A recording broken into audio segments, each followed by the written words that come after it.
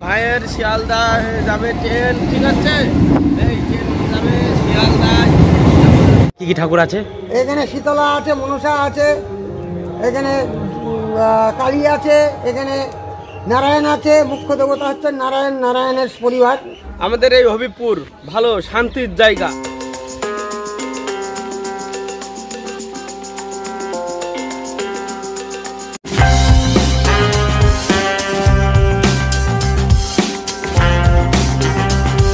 Hello বন্ধুরা, তোমরা সবাই কেমন আছো? আশা করছি ভালো আছো। তো আর একটি নতুন ভিডিওতে তোমাদেরকে স্বাগত। তো আজকে কোথায় চলে এসেছি, টাইটেল অ্যান্ড থাম্বনেল দেখে তোমরা বুঝেই গেছো। আজকে কিন্তু চলে এসেছি হবিবপুরে, যেখানে কিন্তু আসলে তোমরা দুটি মন্দির কিন্তু দর্শন করতে পারবে। এক হলো ইস্কন মন্দির, আর একটা হলো শ্রী গুরু জন্মভূমি মন্দির। এই মন্দিরে কিন্তু আমরা চলে এসেছি, আর এই মন্দিরের ভিডিও চলো তোমাদের সাথে শেয়ার করবো। অবশ্যই তোমরা আমার সাথে থাকো।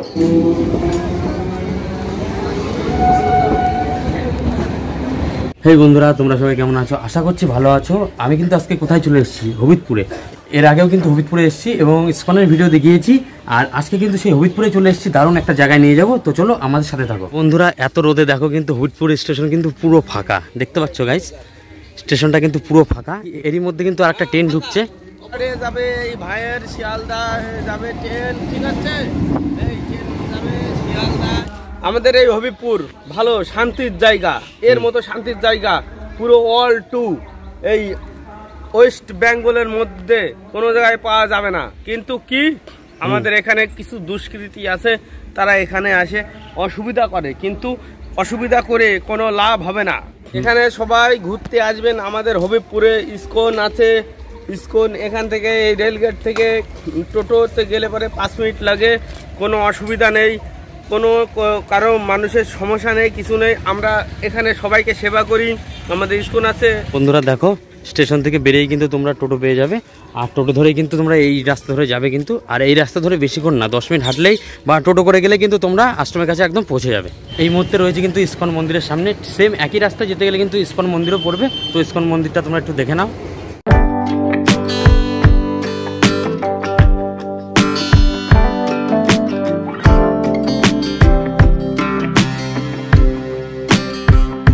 এই মন্দিরের ভিডিও দেখোনি, আমি কিন্তু ডিসক্রিপশনে লিঙ্ক দিয়ে দেবো, ওখান থেকে কিন্তু তোমরা দেখে নিও। হবিবপুরে কিন্তু একদিনে আসলে তোমরা কিন্তু দুটো মন্দির ঘুরতে পারবে।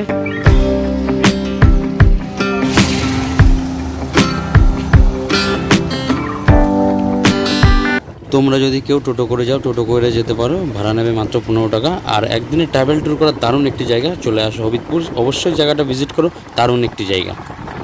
তো বন্ধুরা, ফাইনালি কিন্তু শ্রী গুরু জন্মভূমির মন্দিরে কিন্তু আমরা চলে এসেছি। তোমাদেরকে বলেছিলাম দারুণ একটা জায়গায় নিয়ে যাব, সেই জায়গাটা কিন্তু আমরা চলে এসেছি। দেখো এই জায়গাটা কিন্তু কত না সুন্দর লাগছে কিন্তু। আর এই মন্দিরের ভিতরে কিন্তু আমরা ঢুকবো, আর এবং সব কিছু তোমাদের কিন্তু ভিডিওর সাথে কিন্তু শেয়ার করব। শ্রী গুরু জন্মভূমি মন্দির, এই মন্দির কিন্তু খোলা থাকে সকাল 8টা থেকে 11:30 পর্যন্ত, আর বিকাল 4টে থেকে 7:30 পর্যন্ত কিন্তু এই মন্দির খোলা থাকে। দেখো ঢুকেই কিন্তু একটা বড় বাসস্থান দেখতে পাচ্ছ গাইস। এটা কিন্তু বড় একটা বাসস্থান, ঢুকেই কিন্তু তোমরা দেখতে পারবে। আর এরই পাশে কিন্তু রয়েছে 3টে দরজা। দেখো এখানে একটা মন্দির রয়েছে, যেটা কিন্তু এখন বন্ধ রয়েছে। এখন কিন্তু আমাদের ঘড়ি কাটায় 3টে বাজে, আর এই সময় কিন্তু কোনোটাই খোলা নেই। দেখো সবই কিন্তু 3টের সময় কিন্তু বন্ধ, দেখতেই পাচ্ছ বন্ধুরা। তোমরা আসলে কিন্তু একটু সকাল সকাল আসবে, যেহেতু সকাল 7টা থেকে কিন্তু মন্দির খুলে দেয়। মন্দিরের ভিতরটা কিন্তু খুবই সুন্দর, খুবই তোমাদেরকে দেখাচ্ছি। দেখো আমার কিন্তু খুব ভালো লাগলো মন্দিরের ভিতরটা। ওগা মন্দির, এই যে গেটটা দেখতে পাচ্ছ, যখন তোমরা ঢুকবে না, দেখো ভিতরে কিন্তু একটা দারুণ সিস্টেম করে রেখেছে। যেখানে ফাঁকাগুলো দেখতে পাচ্ছ, এই ফাঁকাগুলো কিন্তু ঘাস লাগানো রয়েছে। এই ঘাসগুলো যখন বড় হবে তখন কিন্তু আরও সুন্দর লাগবে মন্দিরটা দেখতে। যখন দর্শনার্থীরা খালি পায়ে দর্শন করবে, যখন ঘুরবে, তখন কিন্তু এই ঘাসগুলো একটু বড় হলেই কিন্তু দারুণ লাগবে। কিন্তু ঘাসের উপর দিয়ে হাঁটার কিন্তু একটা মজাই আলাদা। মন্দিরের গেট দিয়ে ঢুকেই কিন্তু তোমরা নারায়ণ কুণ্ড দেখতে পারবে, যে কুণ্ডটা কিন্তু কত না সুন্দর লাগছে দেখতে। এটা হলো নারায়ণ কুণ্ড।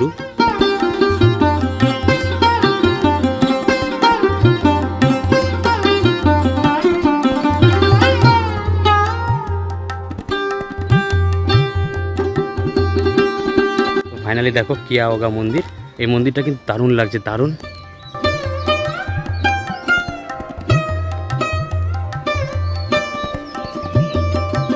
এখানে 400 বছরের নারায়ণ মন্দির। এটা এখানে কি কি ঠাকুর আছে?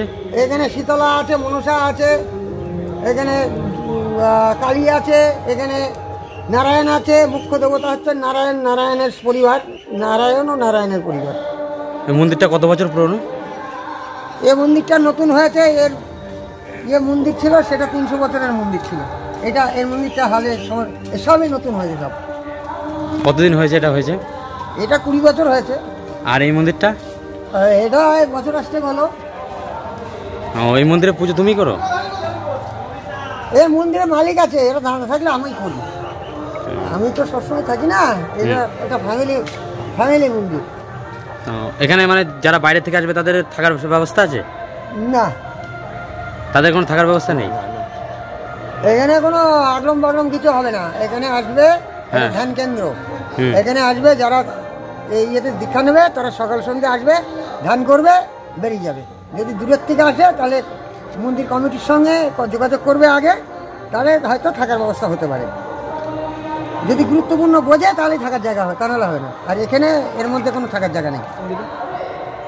এ মন্দিরে বছরে 3 বার কালী পুজো হয়, রটন্তি, ফলহারিণী আর দীপান্বিতা, আর নিত্য নারায়ণ পুজো হয়। আচ্ছা, মন্দিরে কি কোনো রকম প্রসাদের ব্যবস্থা আছে, ভক্তরা খেতে পারবে? না, এখানে নিত্য যে পুজো হয় তারই প্রসাদ হবে। ও কোনো বাইরের লোক এসে যে খাওয়ানোর ব্যবস্থা সেসব নেই এখানে। যারা আসবে তাদের নিজের যোগ্যতায় আসবে, নিজের যোগ্যতায় আবার যেতে হবে। আসবে নিজের ক্ষমতায় থাকবে, খাবে, চলে যাবে। মন্দিরে প্রসাদ যেটুখানি পাওয়ার সেটুখানি পাবে। বিশেষ অনুষ্ঠান বা বড় অনুষ্ঠান তখনকার চিন্তা তখন কিছু হয় এখানে? হ্যাঁ, হয়, মাঝে মধ্যে হয়। এই যে আমার আজকে একটা হলো। এমনি যে একটা কোন মাসে হয় এরকম নির্দিষ্ট কোনো ডেট নেই না? বছরে 2 তো আছেই। বছরে 2 আছে? কি মাসে হয় সেটা? এই একটা মে মাসে হলো, আর একটা কি মাসে? মনে হয় ফেব্রুয়ারিতে হয়।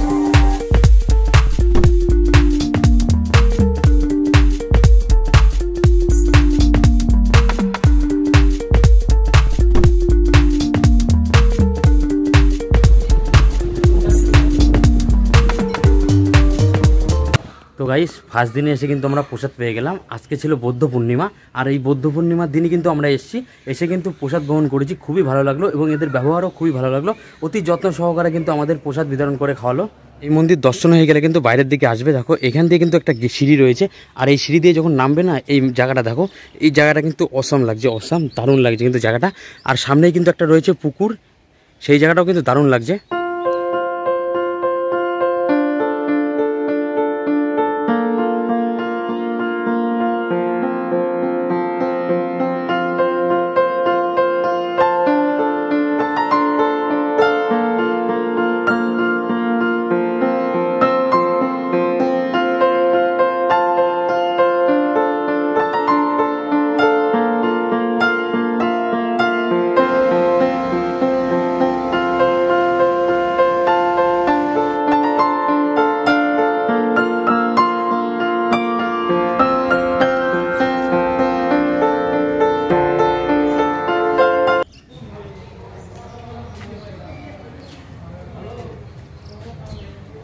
শ্রীগুরুর জন্মভূমি মন্দির, এটা কিন্তু আমার ঘোরা কমপ্লিট। আর এই মন্দিরটা কেমন লাগলো অবশ্যই আমাকে কমেন্ট করে জানাতে পারো। আবার দেখা হচ্ছে নতুন কোনো ব্লগ ভিডিও নিয়ে। তো চলো, টাটা।